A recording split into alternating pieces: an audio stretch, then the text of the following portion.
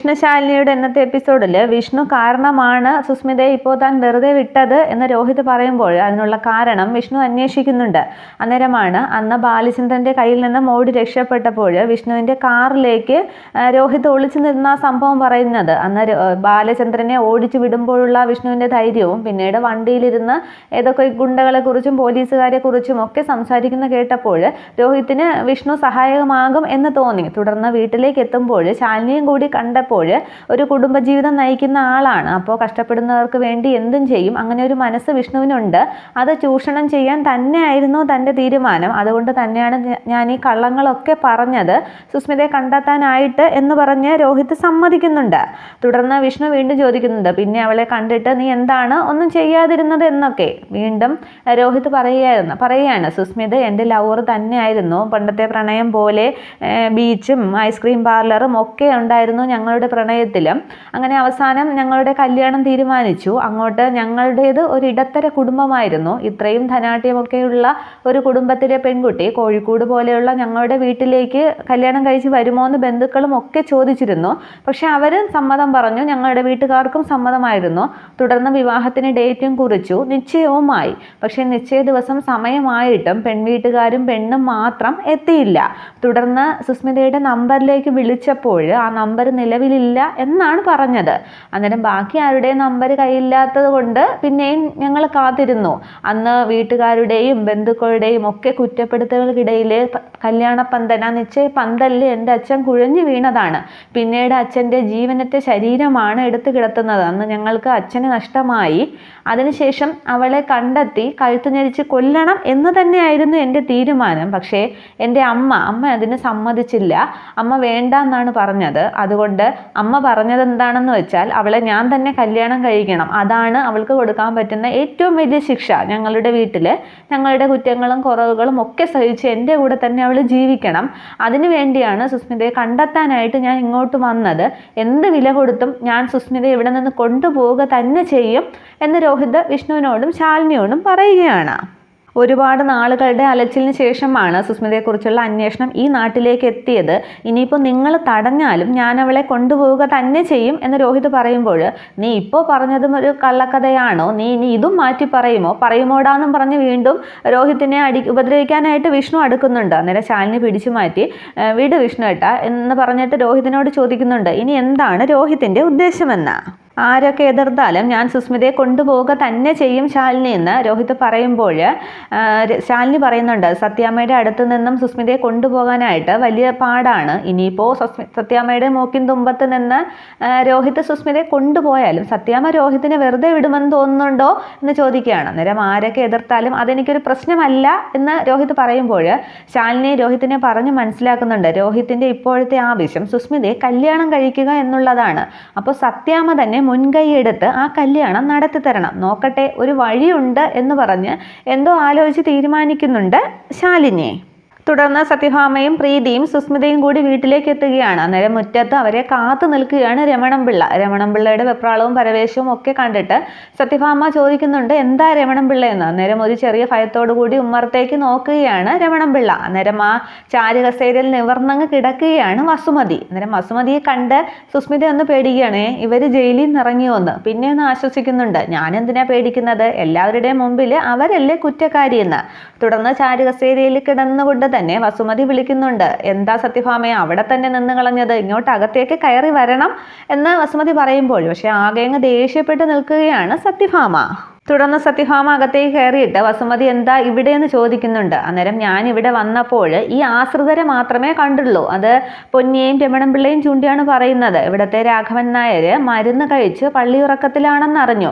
പിന്നെ ഇവിടുത്തെ തമ്പുരാട്ടിമാർ ക്ഷേത്ര ദർശനത്തിനായിട്ട് പോയിരിക്കുകയാണെന്നും അറിഞ്ഞു. അതുകൊണ്ട് ഞാൻ ഈ ചാരുകസേരയിൽ ഈ കൊട്ടാരത്തിൻ്റെ മുഴുവൻ അധിപയാണ് എന്ന് കരുതി ഒരു നിമിഷം ഇങ്ങനെ കിടക്കുകയായിരുന്നു എന്ന് പറഞ്ഞെങ്കിൽ വസുമതി അങ്ങ് കളിയാക്കുകയാണ്. എന്നിട്ടും പറയുന്നുണ്ട്, ക്ഷേത്ര ദർശനം ഒക്കെ നല്ലത് തന്നെയാണ്, ചെയ്ത പാപത്തിന്റെ അളവ് കുറയ്ക്കാം.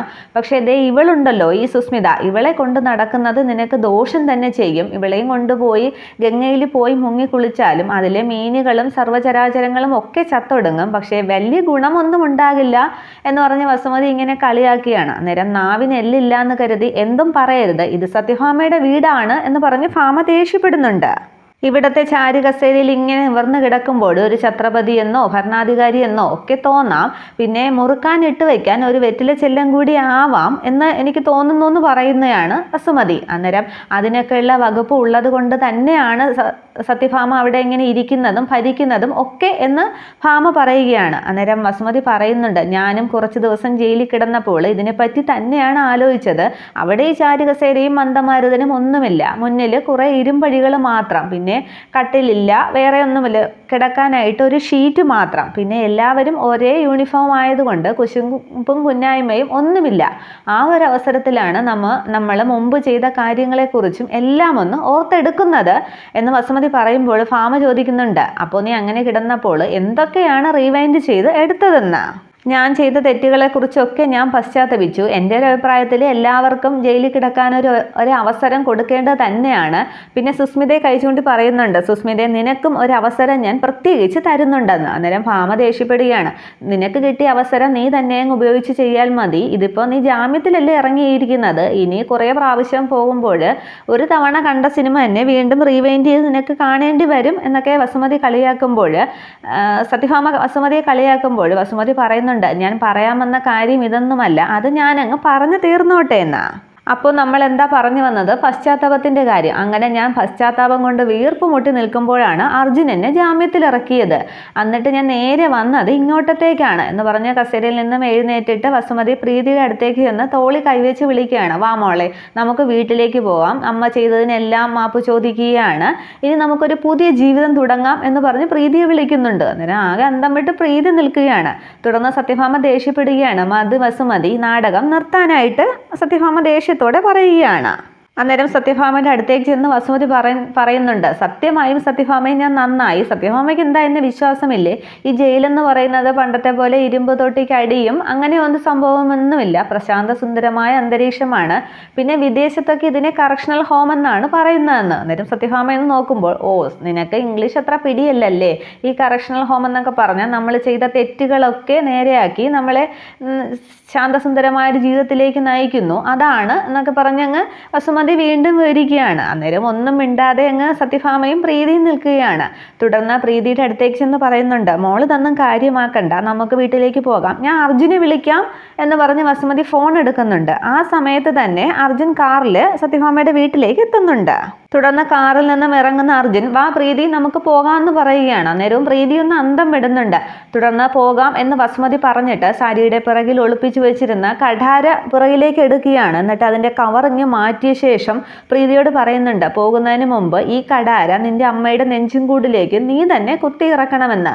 നിന്റെ അമ്മയെ പോലെ ഞാൻ പിസ്റ്റണൊന്നും വാങ്ങിച്ച് ഡ്രോയറിനുള്ളിൽ വച്ചിട്ടില്ല, തൽക്കാലം ഇതുകൊണ്ട് മതി, ഇത് നീ തന്നെ ചെയ്യണം എന്ന് പറഞ്ഞ് വസുമതി ഇങ്ങനെ കത്തിയുമായിട്ട് നിൽക്കുകയാണ്. അന്നേരം ആകെ അന്തം വിട്ട് നിൽക്കുകയാണ് പ്രീതിയും അർജുനും സത്യഭാമയും ഒക്കെ. അന്നേരം ഇത് പിടിക്കുമെന്നും പറഞ്ഞ് വസുമതി കത്തി കൊടുക്കാനായിട്ട് പോകുമ്പോൾ സുസ്മിത പറയുന്നുണ്ട്, മുമ്പും അത് തന്നെയാണല്ലോ ശീലം, കൊന്നിച്ചും ഒക്കെ അല്ലേ ശീലം, അപ്പോൾ പിന്നെ ഇനിയും അത് തന്നെ തുടരും എന്നിങ്ങനെ ഒരു ശ്രദ്ധിക്കാതെ സുസ്മിത പറയുമ്പോൾ, നീ എന്തു പറഞ്ഞടി എന്നും പറഞ്ഞ് സുസ്മിതയെ എങ്ങോട്ട് പിടിച്ച് തൂണിലേക്ക് ചേർത്ത് നിർത്തിയിട്ട് കഴുത്തിന് കത്തി വയ്ക്കുകയാണ് വസുമതി. തുടർന്ന് പറയടി, പ്രീതിയുടെ വയറ്റിൽ കിടക്കുന്ന കുഞ്ഞിനെ കൊന്നത് ഞാനാണോ, ആരാണെന്ന് പറയടി എന്നും പറഞ്ഞ് കത്തിയൊന്ന് മുറുക്കുകയാണ് വസുമതി. അന്നേരം ഓടി വന്ന് അർജുൻ വസുമതിയെ പിടിച്ചു മാറ്റാനായിട്ട് ശ്രമിക്കുന്നുണ്ട്. അന്നേരം അർജുനെ അങ്ങോട്ട് മാറി നിൽക്കണമെന്നും പറഞ്ഞ് തള്ളിക്കളയുകയാണ്. അന്നേരം വസുമതി എന്നൊക്കെ സത്യഭാമ കിടന്ന് വിളിക്കുന്നുണ്ട്. പക്ഷേ അതൊന്നും വസുമതി മൈൻഡ് ചെയ്യുന്നില്ല. തുടർന്ന് ആകെ അങ്ങ് പേടിച്ച് നിൽക്കുകയാണ് സുസ്മിത. തുടർന്ന് വീണ്ടും ചോദിക്കുന്നുണ്ട്, പറയടി ആരാടി ആ കുഞ്ഞിനെ കൊന്നത്, നീ പറയില്ല അല്ലേ എന്നും പറഞ്ഞ് കത്തിയൊന്നും മേൽപോട്ട് ഉയർത്തി അങ്ങ് സുസ്മിതയെ കുത്തുന്നതായിട്ടാണ് വസുമതി കാണിക്കുന്നത്. അന്നേരം അയ്യോ എന്ന് ഉറക്കെ വിളിക്കുകയാണ് സുസ്മിത. പക്ഷേ വസുമതി കുത്തുന്നത് സുസ്മിത ഇരിക്കുന്ന തറയിൽ സോപാനത്തിലാണ് കുത്തുന്നത്. അന്നേരം സോപാനത്തിൽ കത്തിയൊന്ന് കുത്തുമ്പോൾ സുസ്മിത ഒന്ന് ആശ്വസിക്കുകയാണ്. തുടർന്ന് ഒരുവിധം വസുമതി അർജുൻ പിടിച്ചു മാറ്റുന്നുണ്ട്.